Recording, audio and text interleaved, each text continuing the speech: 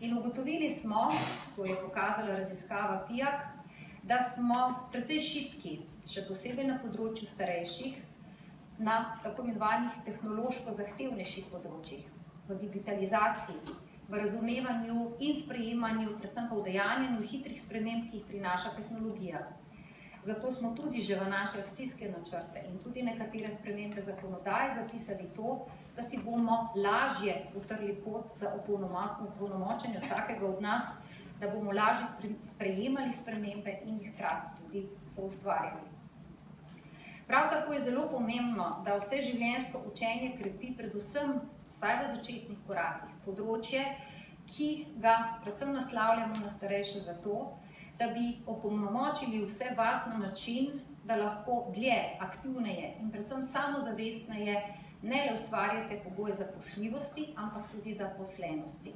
In prav tukaj se v tem stebru dolgožive družbe, to je trga dela in izobraževanja, močno povezujemo.